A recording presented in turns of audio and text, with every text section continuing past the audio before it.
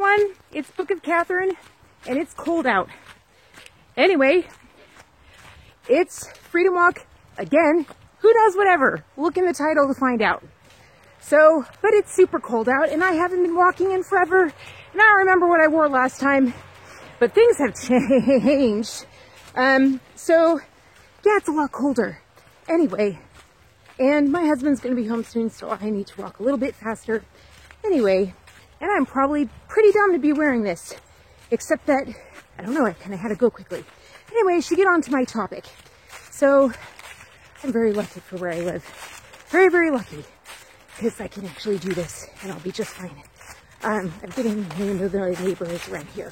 And I know why I said her like this. I've been learning that, though I have a ton of videos lined up to load for you that won't make any sense now that I've been telling you stuff about my health.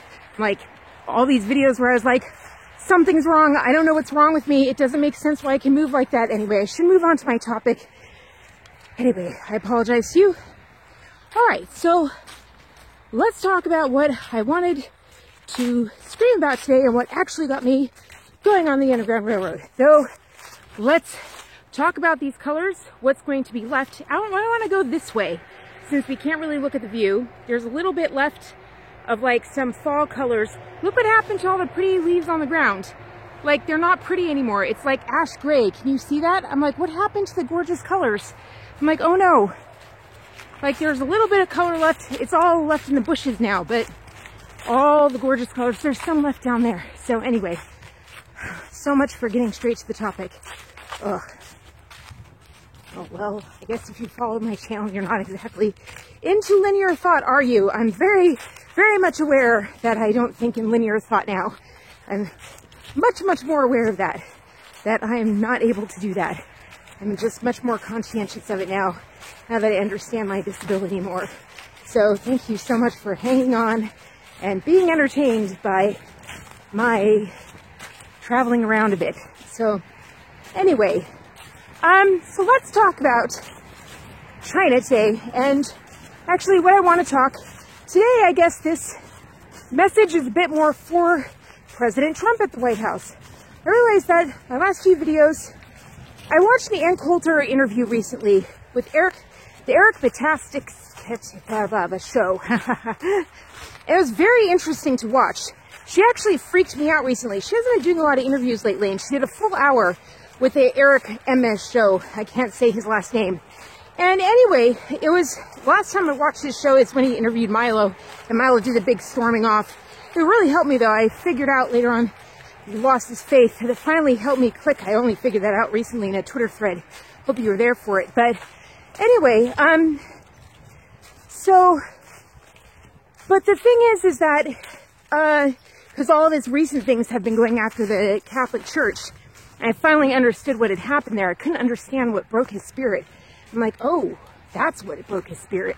Like, I couldn't figure it out. I always thought it was politics or something like that. And isn't that pretty? So, anyway, I watched this interview with Ann Coulter. And for the first time, I almost retweeted it and was like, the first argument, like the first anti-Trump argument, first ever anti-Trump argument that like in a while, that I couldn't research, and was like the first one that really made me, like, freaked me out, like Doug. And for the first time, it wasn't until I contacted anyone in Washington that I found out anything was wrong with it. And that scared me. She is the first time that really scared me, because I had it to take me so long, like, to actually find out any of his stuff and actually become a Trump supporter and actually, like, start backing him and really figure out what he was doing. And when I found out what he was doing, for example, just numbers came out with the economy. Well, I'm getting ahead of myself. So anyway, and we were in the canyon, big canyon, which means it's big time. So she actually had me questioning myself. I had just done all this stuff and all this research and said, you know, I am way 100% behind Trump, and I really I can't think of anyone that I've said, like, I'm 100% behind. I really can't say that. I can't say I'm 100% behind Crowder. I can't say I'm 100. I can't think of anyone that I've gone that gung-ho for. Usually there was, like, people I disagree with, people I whatever, And I'm like, dude, his policies, like every single thing I see come out, I'm just like, I can't, I mean, it's just so rights oriented and so constitution oriented. When it comes to policy, I'm like, I can't argue it. I'm just like, well, what the heck? It's really hard to find any fault with it. Even on a religious freedom, he doesn't just back Christians. He goes for Hindus, he goes for Islam, he goes for every single kind of religion on earth, and he supports every country and every sovereignty. It's not like there's a group that he's going for. It is human rights. His human rights record is incredible. And I'm like, well, it goes along with my human rights, whatever, you know, that side of the socialist that my mother raised in me, the human rights, the one that marched with Martin Luther King and took me to Olvera Street and all those things and made sure that I didn't see, like, just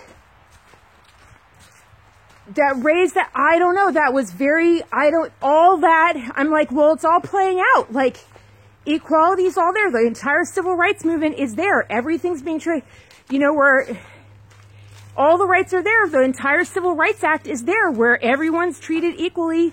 And JFK is like the freedom of man. I mean, he's carrying out JFK's speech.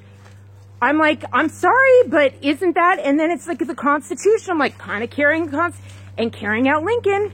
So I've kind of been like, all right, you know, like, all right. And then when he goes to the border, I end up seeing, what does he do when he goes to the border? He's the one that puts the press conference on the fact that the human traffickers are leaving it. Not we to build the wall. We build the wall doesn't do it.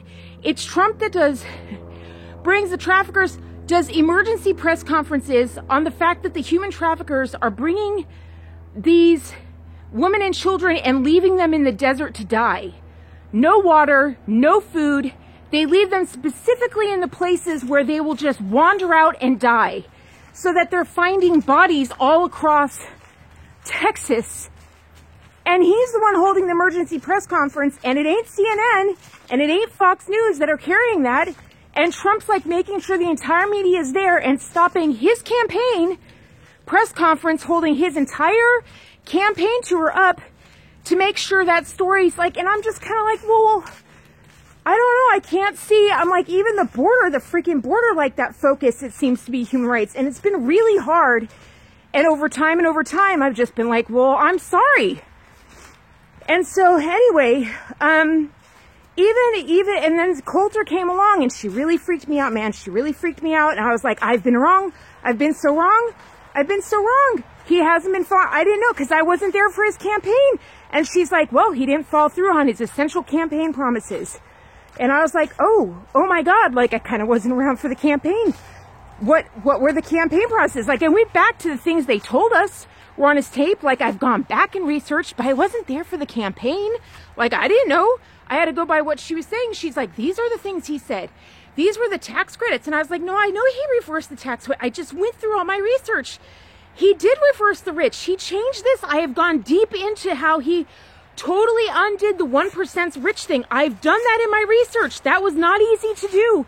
She was like, no, he has actually protected the 1% and everything he could do by executive. And I'm just like, she really freaked me out.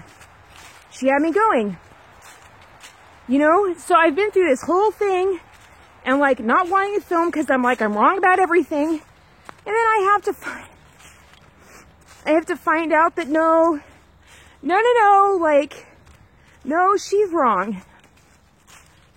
Like, no, she's wrong. Because the left is really good at what they do. The left are lawyers. And we know that. Hillary Clinton's a lawyer. Bill Clinton was a lawyer. They're all lawyers. And we should have known that. Like, $5 billion spent in lawyer fees. Nothing's easy to undo. And I'm like, I already knew that in all my research. I've known that. And I'm like, all it takes is one woman freaking out.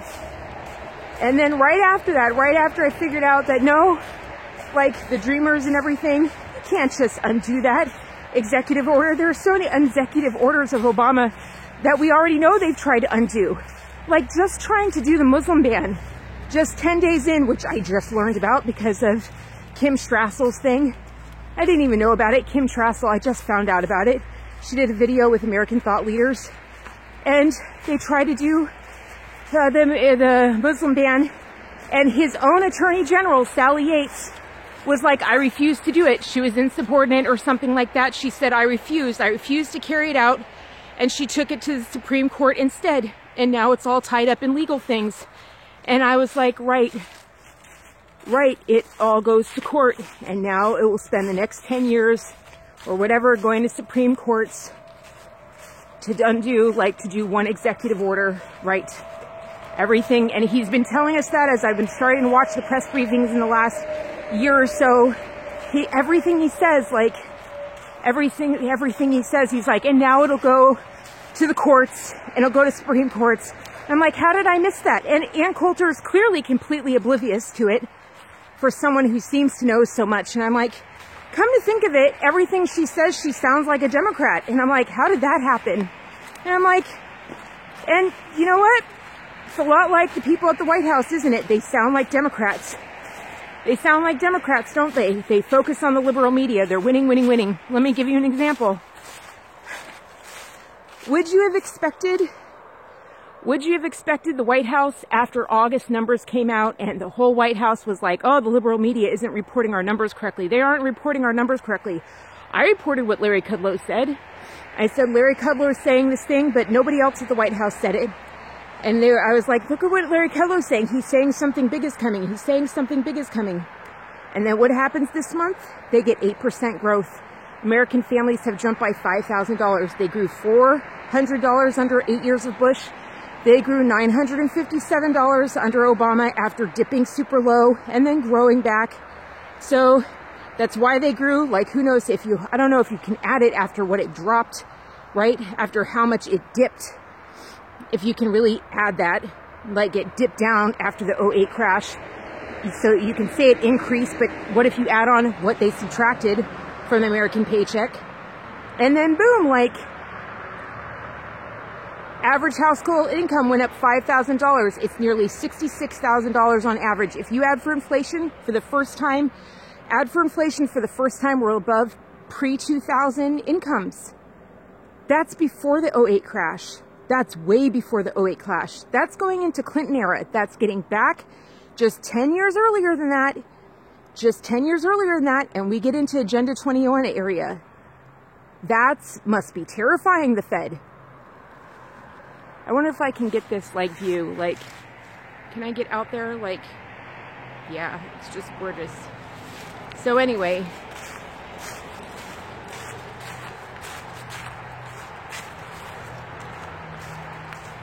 and Reagan hit 7.5% in his first 3 years or something like that. 7.5, that was the record. Huge record growth. And I remember Victor Davis Hanson telling us, you know, everyone criticized Reagan. Everyone criticized Reagan. They all hated Reagan until all of a sudden the economy grew at 3 years in, and all of a sudden the economy hit, boom, a whopping 7.5%. It just shot up at 7.5% 3 years in, or 3.5 years in, and then everyone shut up because it's money in your pocket. And when I heard that interview with Victor Davis Hanson, I just started looking at the numbers because I'd already knew that we grew at 3%. And I really started looking, and I was like, but the Fed started slowing us down right at 3%. I was like, we're never going to hit it. We're never going to hit it. And I was really wondering because I was like, we'd have to hit that golden number of 7.5% if we would ever have another election again. You know what I mean? But I was like, and Reagan didn't have this much negative press. I don't think so. I mean, I don't think the nation's ever been like this. Well, we didn't have the internet back then. I don't think there's wall-to-wall coverage like hitting your phone, giving you internet alerts every single day on your phone. Something like I was subscribed to the Wall Street Journal or the Washington Post with Bezos, and I got like 13 emails a day. 13 emails a day telling me how awful Trump was. You know, like, thank you for my $10 a month subscription to tell me that Trump is killing our nation when it's raising our average wages $5,000 a year. Yeah. So all that money is going to Amazon, though, and that brings me to my next point. Why do you think they're letting our wages go up? Why do you think the Fed isn't doing crap? Why do you think the Fed hasn't raised rates? Do you want to know why? And this is my message to Trump and the White House and the White House advisors like Larry Kudlow and all the Democrats working. You notice it's all Democrats that are working and advising the president. Have you noticed how they've all suddenly dedicated themselves? Death to China, Peter Navarro. They're all Democrats. All the elites are Democrats. All the Wall Streeters are Democrats that are helping out the president. They want to give back. You'll notice that they're Democrats. Now, Larry Kudlow's like, you know, the economic models need to be changed. They need to be reworked. But I really want to point something out to you. Can we talk, America? Can we talk, American farmers? Can we talk about what's really going on? Because, see, President Trump, I've learned, ran on China. He ran on China. And he said, I'm going to lower the boom on China. There are memes about that. What do I watch? When I started studying it, I started watching compilation shakes. There are a ton of compilation shakes of him going China, China, China. Now, according to Ann Coulter, that's not what he ran on, was China. But that's the meme tapes I saw, which is why her tape surprised me to her say that's not what he ran on. I was under the impression he ran on China. But if he said China that much, America must have known he was going to go after China. They're certainly not pissed about the tariffs. You'd think that they would be. They certainly cheered when he said China.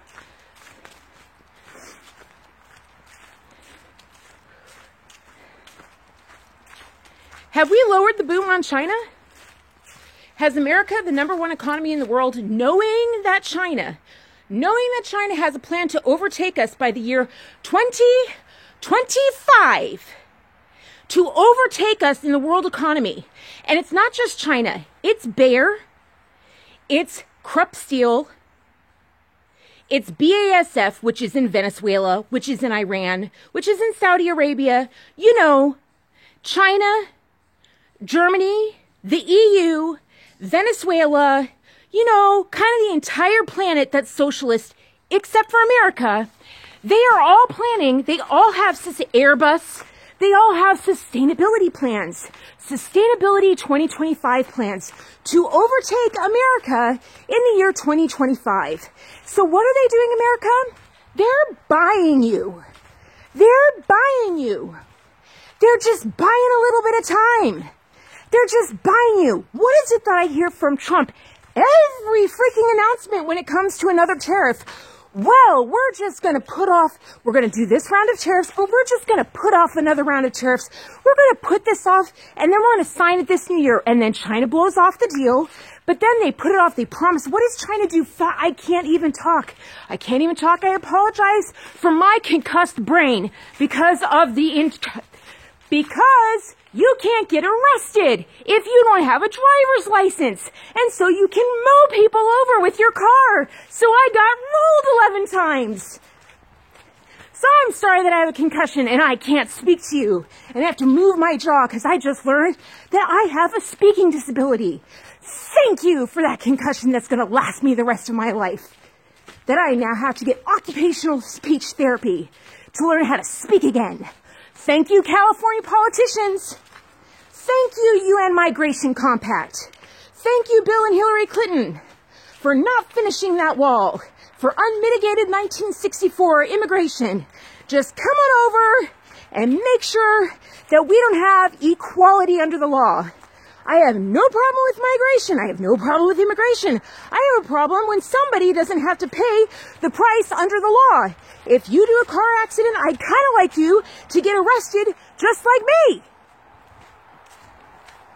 So that drunk driving has the same consequence for everybody.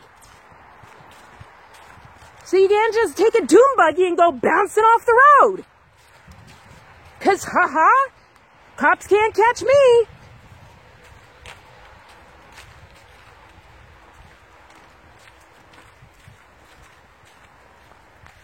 They're like, why don't they have a concussion syndrome? I wonder why. I wonder why, because if they started diagnosing a concussion syndrome, do you know how many Americans would have it? With the number of car accidents occurring? Almost impossible to go through a car accident with a concussion. It's just nearly impossible. Not to mention the amount of kids getting a concussion from, you know, the way we're starting sports at a young age. No. You can get chronic pain syndrome, you can get inflammatory syndrome, but the one syndrome you can't get is concussion syndrome. No, no, no. No. So a doctor sees you and goes, I can't imagine why you're in all this pain. And then you finally bring it up and you're like, well, my head did go through a window, I had a massive concussion. You did? Yeah, it's in my chart. It is? It just says you're in pain. It just says you're having trouble with mobility. It just says you're having trouble with all of these things in your nervous system. Gosh, that's your brain. Sorry. Anyway.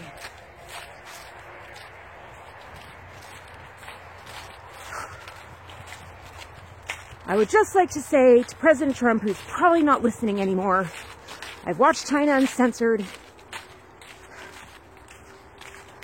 God, I sound insane now. And I know I'm not insane. I used to be highly intelligent, had a degree from the #1 school of education, had a degree from one of the best schools in all of America. I'm just a little bit broken. Now, doesn't mean I'm not smart anymore. I've been studying China, and they're really, really smart. And they have a pattern, and their pattern is bribery. So when they suddenly start buying a ton of goods from you, a ton of China goods from you, farmers, a lot of goods, when farmers, you just started switching crops, didn't you? You farmers just started purchasing different crops. You started switching to a higher profit model. You started switching to tobacco. You started switching to things that were non-Bayer, so that Bayer would not get a bigger cut of your profits, so that you would get a bigger profit. Did you notice that? The moment I started dropping research on you farmers, the moment I started dropping research on you that Japan was linked up with Germany, that CropWatch at University of Nebraska was linked up with Germany, the moment I started pointing out that the Nazis were involved, and that Bayer was involved, and that Bayer used to be a Nazi German chemical industry that ran all the concentration camps and actually began Auschwitz. It was their idea. It was their idea for the gas chambers. The moment I did that, you were like, let's switch to different crops. And magically, China buys 70 billion or whatever, 50 billion of crops from you, all of a sudden, farmers. And what did you do? You stopped switching, didn't you? And President Trump puts off the tariffs a little bit longer. And meanwhile, what's happening? BASF is in the background, walk, and does a $100 billion investment in China. And they're building factories in China right now. Right now, they're building new factories in China, building up their German industrial complex. And they're using every single minute, every single month to build up their things so that when China 2025 happens, we will be the #1 economy now.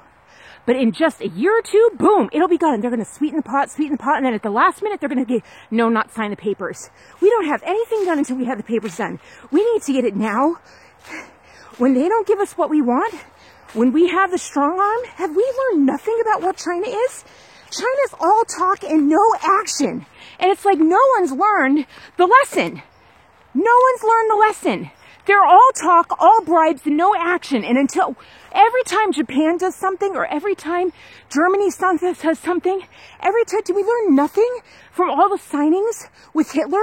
He was all talk and no action. Did we not learn anything? It's all history is literally being repeated again. It's like the Iran deal all over again. They sweet talk, and what does Trump say? Trump says, well, we're going to give this, we're going to do this, we're going to do that. They said they're going to give us all this. They said they're going to give us all this, and when we sign it, we're going to sign it on their holiday. We're going to sign it on Japan's holiday. We're going to sign it on China's holiday. Have we been yet to sign anything on an American holiday? You ask yourself that, President Trump, and then I'll be your fan again. Peace out. Learn something from history already. Frickin' Hitler's in charge again. Frickin' Joseph Goebbels said, 50 years ago, he said, I know that in 50 years' time, the world will not think in terms of nations anymore. It will not think in terms of countries, but it will no longer think in terms of countries anymore. It will think in terms of the globe. That was Joseph freaking Goebbels, the propaganda guy in charge of Hitler's nationalist, socialist army. Globalists are Nazis. The rainbow flag. Have you ever seen BASF Chemical, the giant chemical company? Have you ever noticed that when they advertise their products, what does it look like? Big exploding balls of rainbow powder. That's how BASF Chemical actually advertises. Exploding balls of rainbow powder. Just like all the musicians, Regina Spektor, Go-Go, all of them, Justin Timberlake, rainbows. The 1% doesn't advertise through you and I. They advertise through music, mainstream music, and the Nazi symbol today is the rainbow flag. Go look it up, BASF, you at BASF. BASF, who funded Hitler, their entire identity is now rainbow icons. And so is every little celebrity thing. Rainbow colors.